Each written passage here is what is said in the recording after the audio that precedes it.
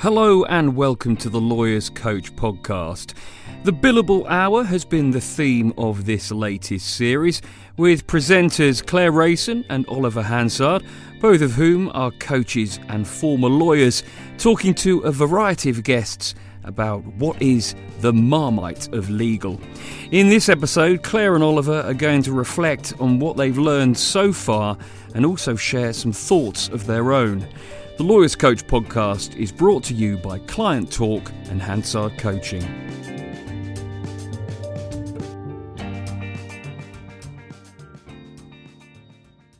So, Oliver, I think it's been a fascinating series, as I think you and I both thought it would be when we were thinking about a topic for what is now Series 7 of Lawyers Coach. And I think before we started this episode was reflecting on what got us here and why it was that we kind of landed on the billable hour as a topic. And I think it's something that comes up again and again when we speak to people in the context of culture, in the context of diversity. And I think something that's been kind of really front of mind for me with it is that it's kind of better the devil you know. So I think whilst there is a lot of feeling that perhaps there is a better way, perhaps a billable hour doesn't do everything, it's really hard to get rid of. That's right. And that's my overriding reflection on the series and the conversations that we've both had, which is that the industry is stuck in the habit of the billable hour and the drive for chargeable hours.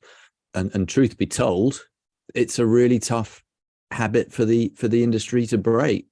It doesn't feel like there's an obvious solution or alternative really to the billable hour. Yes, there are other options, but that's really on the fringes of the debate, I found. So yeah, it's a tough habit for the industry to break.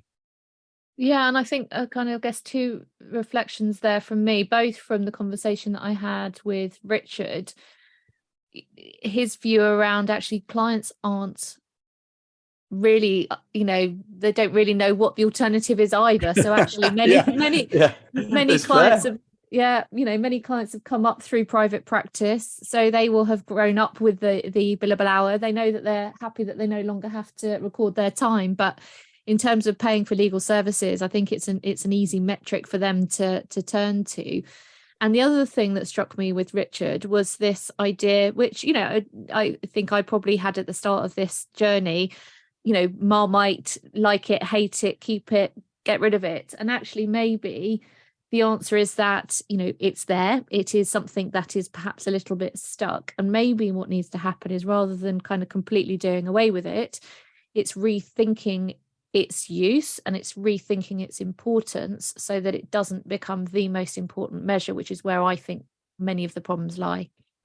But maybe it's the most important measure because it's both a measure externally, obviously, in terms of billing to clients, but it's also a measure of productivity internally. And I don't know about you, Claire, in your coaching practice, but there's always this almost sort of surround sound in the coaching work I do with lawyers, which is that ongoing pressure for the billable hour. And it's almost as if that pressure comes before the need to grow the business. It's about growing your hours, not growing your business. And in some ways, that's the wrong way around. It's how can I surely the question is, how can I build a really solid and interesting and profitable legal practice, rather than how can I just build more hours? And that's a frustration for many of the people that I work with. Yeah, and I think, one of the things for me is that, when you measure time, you're measuring an input. And when you work in a law firm, the input of lawyer hours is clearly something that you need to have a handle on. But I think in the current climate where technology, AI has taken off in 2023, there's a lot of discussion about the impact that is going to have on the legal profession. And for me, this kind of reliance to keep coming back to the billable hour and how can we get our lawyers working more is the wrong question. And really what firms should be asking is, how can we get lawyers focused on the valuable stuff, so that they don't have to break themselves working every hour, because there are other things now that provide a solution that, technology does it better. So we know. Well, and technology will drive that pressure as well, I think, Claire, in the sense of those lower value tasks will be dealt with by AI, by technology, and so it's that higher end, real discretionary consultancy where the value will lie. Yeah, and then that leads down the road again that Richard was talking about, value related pricing, and thinking about the value that lawyers are bringing rather than the time that lawyers are bringing. And I think that is going to be, we're seeing it, but I think it's going to be a really big shift for the profession. But the interesting one is that accountants and bankers manage to do that. So in big transactions, they'll take a percentage of the value of the purchase price, or whatever the activity might be. It does surprise me that lawyers are reticent to go down the same route. And that, in essence, that's a good measure of value pricing, I would say. Yeah, and I wonder whether, thinking back to my corporate M&A days, whether that is down to, the investment banks, the financial advisors just being more comfortable talking about numbers and negotiating numbers and having a better understanding of value maybe than lawyers who, have been kind of programmed that the value is in the time that they're giving. Maybe so. It surprises me that flexibility doesn't exist. I mean, I have spoken to lawyers on that issue, and they said, well, taking a percentage is a risk for us because we, proportionately, we may do a lot more work. So again, there's nervousness about, do they get a fair reward for the work done? But maybe you're right, Claire. Maybe it's just the reticence to talk around the numbers. I don't know. One of the things that I guess kicked off the series, or one of the things that I was curious about when we started the series, was the impact that the billable hour has on culture. And for me, that curiosity came from my class of 2002 report. So actually in the context of leadership and gender parity at leadership level. And, for me, the reason why we continue to see a lack of female representation at partner level has a lot to do with culture, and and the billable hour is wrapped up in that. It didn't really come out, I don't think, in the conversations that we had, and I wonder whether that is just because it is just too big a thing to get one's head around, or whether there's a reluctance to change. I don't know. What are your thoughts? Or maybe there's not, the two things aren't associated. Maybe firms are so stuck in the billable hour as a habit, and fall short of viewing that as something that is inhibiting a better culture, more diversity, more opportunity for women and other groups. Yeah, I was disappointed that it didn't come out in the way that maybe we were expecting and hoping. It comes out more in the coaching room, though, for me, Claire, where people do feel under undue pressure to deliver those hours, and maybe the associated impact of that are the issues that you mentioned. Yeah, and I think it's interesting because I was, having a conversation on this recently around, the expectations, particularly at the junior end, that are placed on lawyers to really deliver. Salaries are, eye-watering, and there is a sense that I'm getting paid this crazy money, therefore I need to, and part of the bargain is that I will work for it. And and I think I've heard different reflections in different contexts. Some people saying that it's intended to break some people. It helps. Really? Have you heard that? Yeah. There's an intent. Wow. Yeah, and again, and I think that sometimes that intent is what someone experiences, or what someone thinks it's there. But again, it's those conversations that are had in the coaching room that don't necessarily come out outside of the coaching room. And I think that for me is the interesting thing with what we do, Oliver, that, you know, the conversation sometimes that you hear and you see patterns and you themes, and, you know, so, you know, it comes down to the environment which people are in, and the environment has an impact. And, you know, I think the billable hour is part and parcel of the culture that many firms have. The other reflection I had, Claire, is around promotion and the role the billable hour and billing plays in that. And yes, it's absolutely critical that any legal practice is profitable and everybody meets the targets that are reasonably set. But my sense of it is also that those targets that are set really do eclipse other skills that are required in the profession. So soft skills is the obvious one for me. You know, how good a manager you are, how you behave, the examples you set, all the key soft skills that we champion, again, as coaches, they get eclipsed for the billable hour. So there's a danger that if you bill really well, you succeed notwithstanding softer shortcomings. And the other way goes, which is, you know, you whilst you might be a great leader and manager, if you don't hit the billable hour, that inhibits your ability to progress. And I think that means a good talent doesn't necessarily flow through in the industry.